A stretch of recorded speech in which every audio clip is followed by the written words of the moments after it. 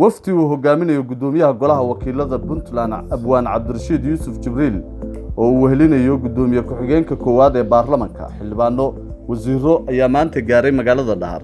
waxaana banaanka magaalada ku soo dhaweeyay qaybaha kala duwan ee bulshada halkaas ku nool iyo mas'uuliyiinta maamulka gobolka iyo degmada Dhahar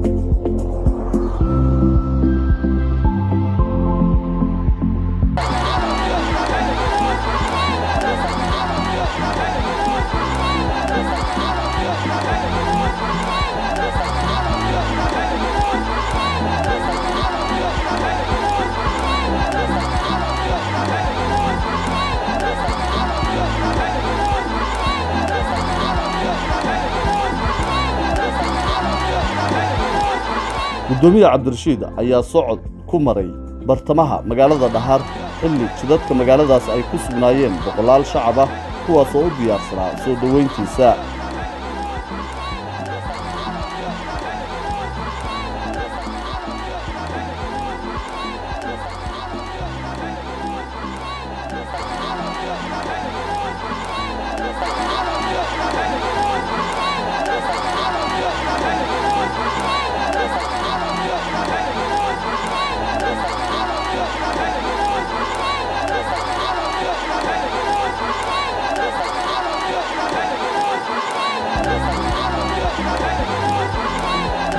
soo dhaweyn kadib waftiga gudoomiyaha Cabdirashiid ayaa dadweynaha kula hadlay beerta magaalada Dhahar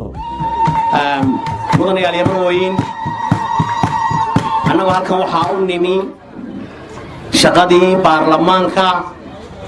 oo ahayd inaan shacabka iyo dalkaba ka warqabno duruufahooda deegaan duruufahooda dhaqaale duruufahooda siyaasadeed iyo duruufahooda horumarneed intaba waxaan u nimi inaan dareenkiina idinla wadaagno iyo kaayagaba ogaano xaaladiina dhabtaa dhulka aanu mari doonno oo aan maanta joogno caasimadii gobolka Highland ee degmada Dhahar inaanu u kuurgalno waxa jira mashaariicdii hore ee dawladihii kala horeeyay ay dhagax dhigeen oo ugu dambeeyeen mashaariicdii ugu dambeysay madaxweyne Sidi Cabdullaahi Deni oo dhagax dhigay inaan bal waxa qabsoomay iyo meeshay marayaan iyo sidii ay wax u jiraan baan ogaano wixii cusub aan sidnay wasiirka waxbarashada iyo wasiirka caafimaadka iyo wasaaradda haweenka wasaaradda deegaanka gobolka wasaaraddu iyaga noo qaabilsan sheegi doona wixii kale ee hawle ee markaa taagan ee aanu wax idin kala qaban doonana sida uu xogo ila wadaagay taliyaha qaybta booliisku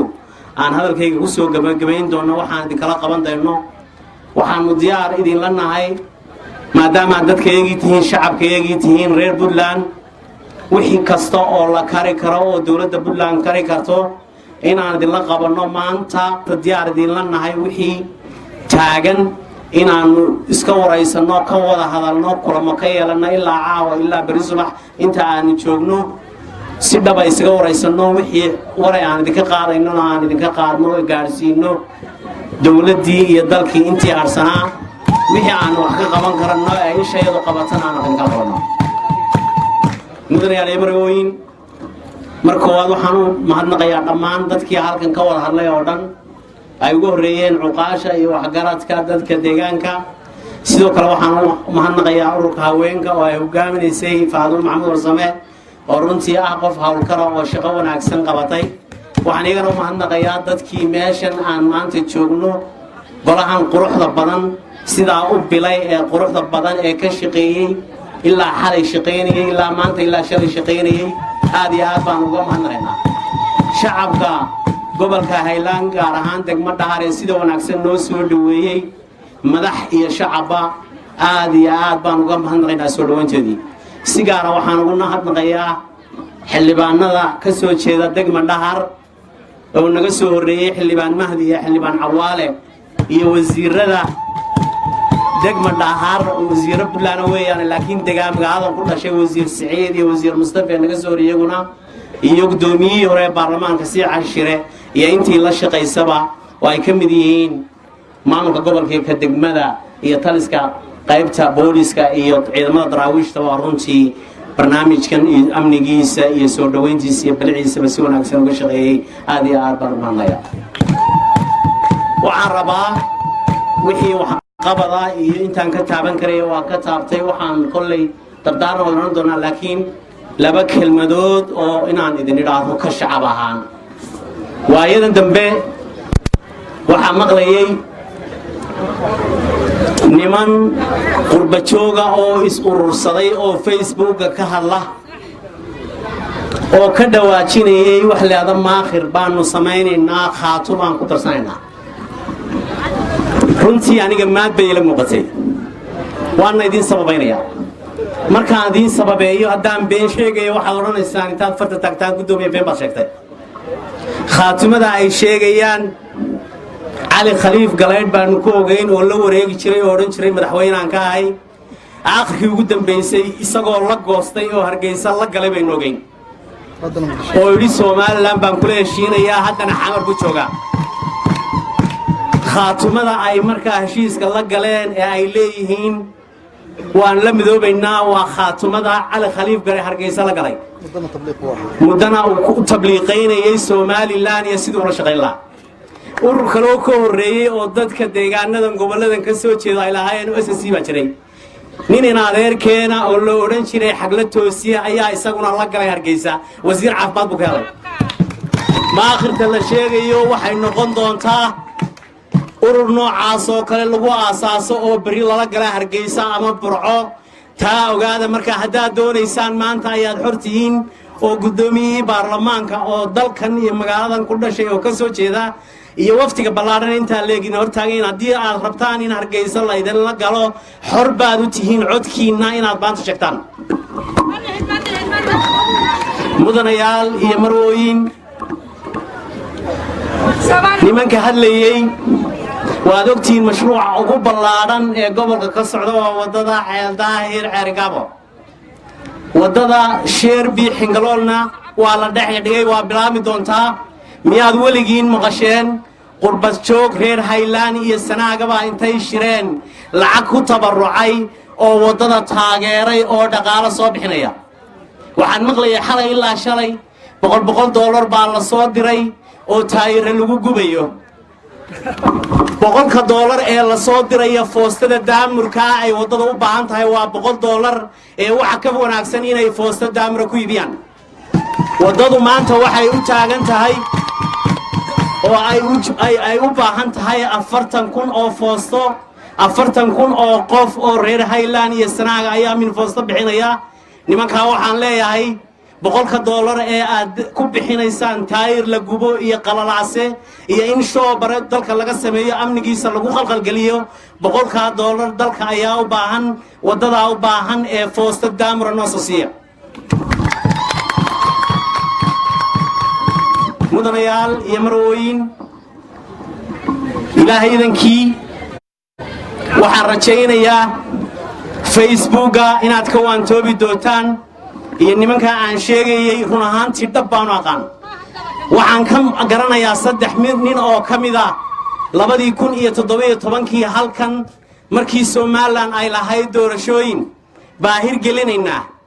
waxay laba ka mid magacyadooda ma raba inaan sheego laakiin waa la sheegi doonaa ururka wadani bay Minneapolis iyo Minnesota ay uga ololeynayeen oo ilaahay uga ogdihay midna u cudbaha maantana waxay leeyihiin ma akhir baan sameeynaa wax la yiraahdo oo khaatimo loola goostay hargeysa baan la galaynaa waxayna u socdaan fikirkoodii ahaa hore ee Soomaalidiidka ahaa waxayna rabaan inay intay wax dhiibtaan hargeysa la goostaan waxa aan runtii aan ku dardaarmaya oo ku talinaya dalkani wax qabad ayuu u baahan yahay waad ogtiin wadadii Ceel Daahir Ceergabo meel bay fiican bay maraysaa baraniyadoo go'doona 2013 22 January ayaan tagay anigoo la socda madaxweynihii hore dawladda Puntland madaxweyne Cabdiweli Maxamed Algaas oo markaa wuxuu ahaa u tartamayay musharax madaxweyne isha barameed meesha la yidhaahdo buu sacabka saa ugu qaaday biyaha wuu ka cabbay waxaanu nidhi haddii aad guulaysto madaxweyne wuxuu u baahan yahay gobolkani waddo magaaladana barin biyay u baahan tahay gobolka Sanaag iyo Highland 15 ceel biyood in gaaraysa baa laga hirgeliyay waddadii waa la soo gaarsiiyey waad ogtiin airportka barameed waa shaqeeya 30 maalmoodba diyaaradda ayaa ka kacda bangiga barameed anaa joogay oo gacantayda ku furay wasaaradda maaliyadda anaa joogay oo gacantayda ku furay wuu shaqaynayaa dakhliga ka soo xirooda ciidanka daraawiishta oo saraakiishoodii joogaan iyo hay'adaha dawladda ayaa mushaharkooda laga bixiyaa wuxuu noqday gobolada Sanaag iyo Highland gobollo isku filan oo kaalinta saddexaad ee maanta Puntland ku jira iyaga ayaa mararka qaarkood mushaharka laga soo dalbada Nugaal Gardafuul iyo meesha la yiraahdo Mudug iyo bari laga bixiyaa walada Sanaag baa khasnadeeda lacag ku jirtaaye mushaharka laga bixiyo gobolka heerka maraya maanta cidna ka yeeli mayno inay amnigiisa iyo nabadgelyadiisa iyo horumarkiisa ay ka soo horjeedaan waxaanu kula waaninaynaa qurba joogta goboladan ka soo jeeda inta Facebook ka hadlaysaan dalkiina iyo dadkiina hal maalin soo booqda wax u tara gobolka Highland oo aan maanta joogno shacabkiisa waxaan ku boorinayaa walaalayaal dadka axmaka taliska aan sheegay aan ka hadlaynay awaasiifta ah waxba inoogu fadhiin iyagu naftooda waxba ugu fadhiin inaad aragtida gurracan ee ay Facebookyada ka faafinayaan aad ka waantoobdaan waagan dambena ogaada Facebook wuxuu noqday oo xarun ah meel laga xukumo magaalada Muqdisho ee Maxamar waxaan runtii ku dadaali doonaa in aragti gaara iyo fiiro gaara loo yeelan doono waajibaadka dawliga ana laga qabsan doono cid kasta oo gobolada tan iyo deegaankan u dhalatay ee reer Puntland oo isku dayda inay amniga iyo nabadgelyada iyo horumarka ay khalkhal galiyaan waxaan idin ballan qaadaynaa in horumarka socda la sii labanlaabo annaguna horumar ballaaran oo baaxadle dawladda Puntland bay ballan qaadaysaa in gobolada ka baqdo wixii baahayaad ka hadlayseen ee gudoomiyaha gobolku ka hadlayna waxaan ka ballan qaadaynaa inaan qoraalka qaadno aanu idinka gudbino waxna laga qabto taliya qaybtu wuxuu sheegay wuxuu saldhiga dhaahar wuxuu baahan yahay lacag degdeg ah oo $5,000 lacagta baarlamaanka Puntland ayaa qaaday annagana bixinayna annaga inta qodasayna waxaan ku soo koobayaa عقاشة iyo odayaasha iyo ningarboodka iyo maamulka degmada iyo ka gobolka iyo saraakiisha ciidanka daraawiisha iyo booliska baa fadhiisan doonaa wixii gobolka xasiloonidiisa iyo horumarkiisa ku jirana waa nusleegi doonaa ismada iyo uqaasha iyo dhaqankana waa la fadhiisan doonaa intaas kadib mas'uuliyiinta ayaa booqasho indhayn ah ku sameeyay xarumo dawladeed oo uu ka mid yahay taliska qaybta booliska gobolka Highland sidoo kale waxay booqdeen guriga Suldaan Maxamed Suldaan Cabdullaahi Cartan iyo goobo dhawaan laga baneeyay dhismayaal sharci darro ah waxaana waftigu caawa kulamo magaalada Dhahar ay kula leeyihiin waxgaradka iyo qaybaha kala duwan ee bulshada halkaas ku nool